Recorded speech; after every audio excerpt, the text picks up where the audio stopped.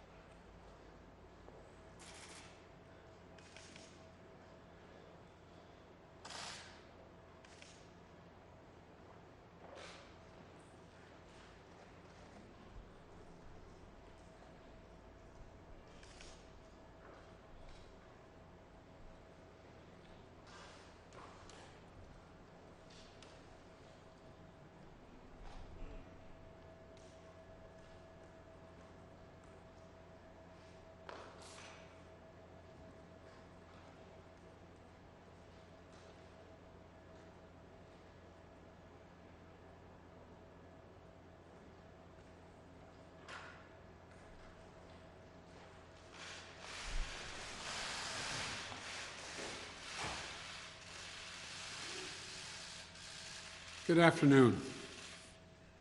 I want to speak today to the unfolding situation in Afghanistan, the developments that have taken place in the last week, and the steps we're taking to address the rapidly evolving events. My national security team and I have been closely monitoring the situation on the ground in Afghanistan and moving quickly to execute the plans we had put in place to respond to every constituency, including and contingency, including the rapid collapse we're seeing now. I'll speak more in a moment about the specific steps we're taking, but I want to remind everyone how we got here and what America's interests are in Afghanistan. We went to Afghanistan almost 20 years ago with clear goals. Get those who attacked us on September 11, 2001, and make sure al-Qaeda could not use Afghanistan as a base from which to attack us again. We did that. We severely degraded al-Qaeda in Afghanistan. We never gave up the hunt for Osama bin Laden, and we got him. That was a decade ago. Our mission in Afghanistan was never supposed to have been nation building. It was never supposed to be creating a unified, centralized democracy. Our only vital national interest in Afghanistan remains today what it has always been: preventing a terrorist attack on America's homeland. I've argued for many years that our mission should be narrowly focused on counterterrorism, not counterinsurgency or nation building. That's why I opposed the surge when it was proposed in 2009 when I was vice president. And that's why, as president, I'm we focus on the threats we face today in 2021, not yesterday's threats. Today, the terrorist threat has metastasized well beyond Afghanistan. Al-Shabaab in Somalia, al-Qaeda in the Arabian Peninsula, al-Nusra in Syria, ISIS attempting to create a caliphate in Syria and Iraq, and establishing affiliates in multiple countries in Africa and Asia. These threats warrant our attention and our resources. We conduct effective counterterrorism missions against terrorist groups in multiple countries where we don't have permanent military presence. If necessary, we'll do the same in Afghanistan. We've developed counterterrorism over-the-horizon capability that will allow us to keep our eyes firmly fixed on the direct threats to the United States in the region, and act quickly and decisively if needed. When I came into office, I inherited a deal that President Trump negotiated with the Taliban. Under his agreement, U.S. forces would be out of Afghanistan by May 1, 2021, just a little over 3 months after I took office. U.S. forces had already drawn down during the Trump administration from roughly 15,500 American forces to 2,500 troops in country. and the Taliban was at its strongest militarily since 2001.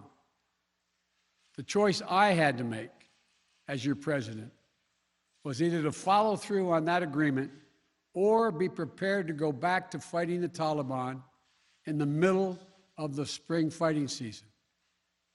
There would have been no ceasefire after May 1. There was no agreement protecting our forces after May 1. There was no status quo of stability without American casualties after May 1. There was only the cold reality of either following through on the agreement to withdraw our forces or escalating the conflict and sending thousands more American troops back into combat in Afghanistan, lurching into the third decade of conflict. I stand squarely behind my decision. After 20 years, I've learned the hard way that there was never a good time to withdraw U.S. forces. That's why we're still there. We were clear-eyed about the risks. We planned for every contingency, but I always promised the American people that I would be straight with you. The truth is, this did unfold more quickly than we had anticipated. So what's happened? Afghanistan political leaders gave up and fled the country. The Afghan military collapsed, sometime without trying to fight. If anything, the developments of the past week reinforced that ending U.S. military involvement in Afghanistan now was the right decision. American troops cannot and should not be fighting in a war and dying in a war that Afghan forces are not willing to fight for themselves. We spent over $1 trillion. We trained and equipped an Afghan military force with some 300,000 strong, incredibly well equipped, a force larger in size than the militaries of many of our NATO allies. We gave them every tool they could need. We paid their salaries, provided for the maintenance of their Air Force, something the Taliban doesn't have. Taliban does not have an Air Force. We provided close air support. We gave them every chance to determine their own future. We could not provide them was the will to fight for that future. There's some very brave and capable Afghan special forces units and soldiers. But if Afghanistan is unable to mount any real resistance to the Taliban now, there is no chance that 1 year, 1 more year, 5 more years, or 20 more years of U.S. military boots on the ground would have made any difference. Here's what I believe to my core. It is wrong to order American troops to step up when Afghanistan's own armed forces would not. The political leaders of Afghanistan were unable to come together for the good of their people, unable to negotiate for the future of their country when the chips were down. They would never have done so while U.S. troops remained in Afghanistan, bearing the brunt of the fighting for them. And our true strategic competitors, China and Russia, would love nothing more than the United States to continue to funnel billions of dollars in resources and attention into stabilizing Afghanistan indefinitely. When I hosted President Ghani and Chairman Abdullah at the White House in June, and again when I spoke by phone to Ghani in July, we had very frank conversations. We talked about how Afghanistan should prepare to fight their civil wars after the U.S. military departed, to clean up the corruption in government so the government could function for the Afghan people. We talked extensively about the need for Afghan leaders to unite politically. They failed to do any of that. I also urged them to engage in diplomacy, to seek a political settlement with the Taliban. This advice was flatly refused. Mr. Ghani insisted the Afghan forces would fight. but obviously he was wrong. So I'm left again to ask of those who argue that we should stay, how many more generations of America's daughters and sons would you have me send to fight Afghanistan's civil war when Afghan troops will not? How many more lives, American lives, is it worth? How many endless rows of headstones at Arlington National Cemetery? I'm clear on my answer. I will not repeat the mistakes we've made in the past.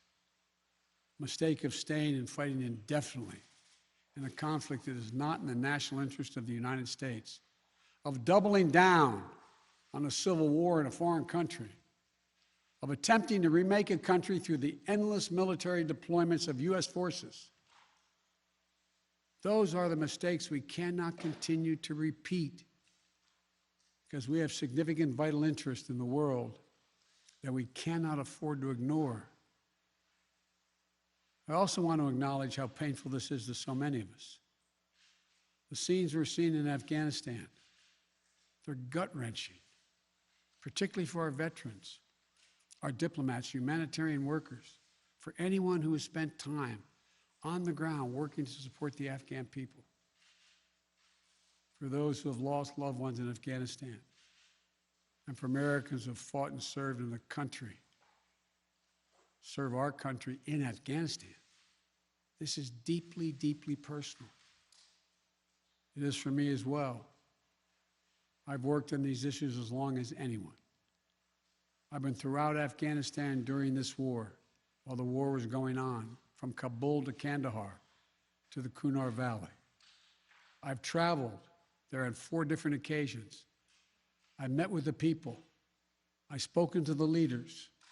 I spent time with our troops, and I came to understand firsthand what was and was not possible in Afghanistan.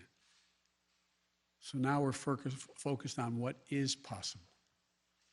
We will continue to support the Afghan people.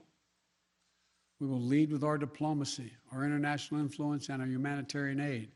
We'll continue to push for regional diplomacy and engagement to prevent violence and instability.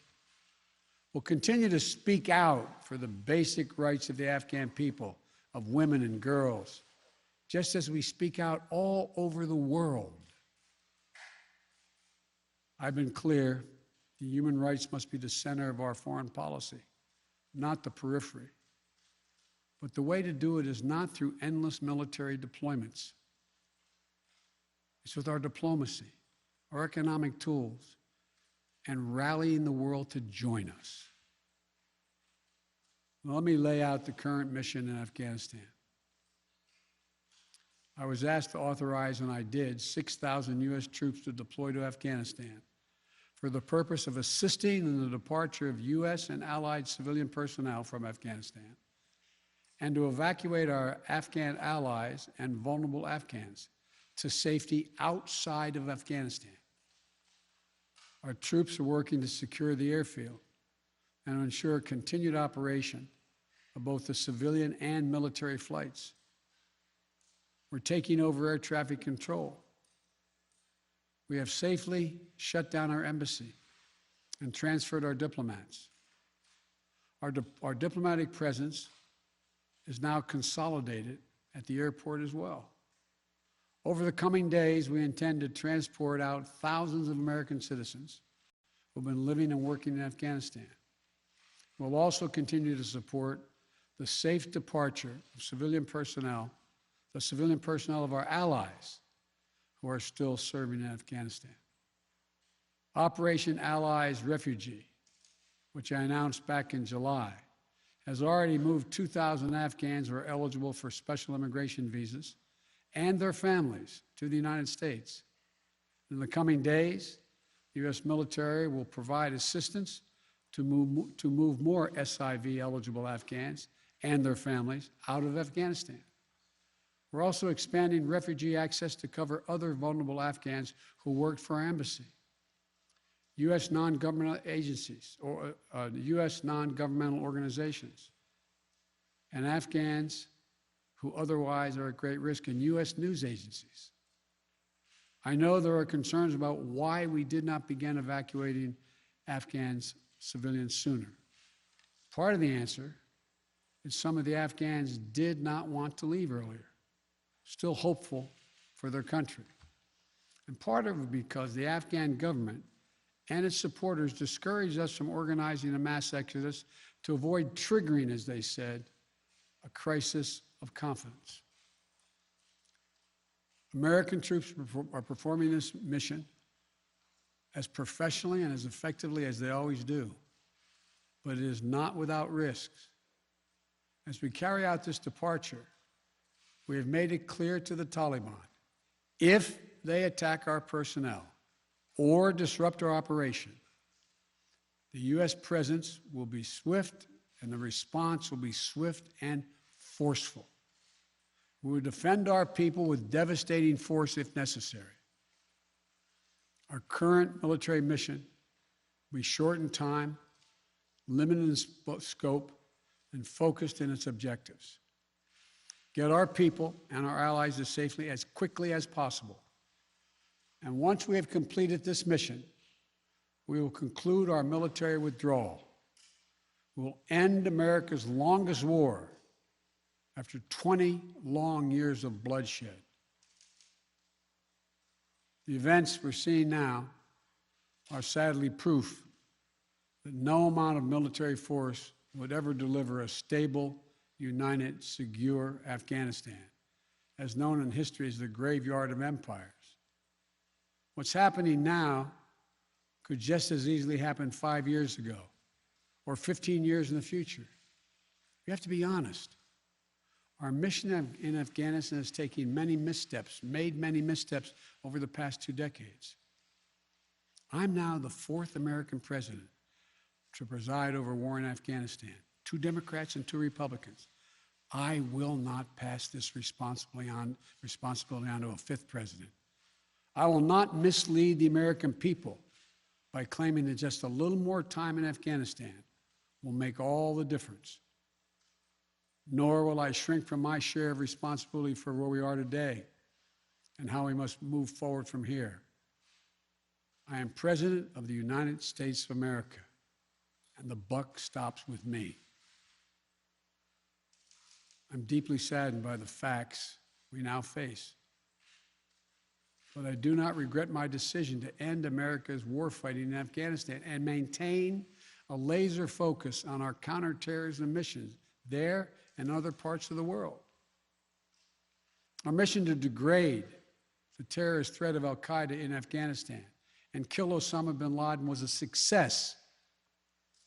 Our decades-long effort to overcome centuries of history and permanently change and remake Afghanistan was not, and I wrote and believed it never could be.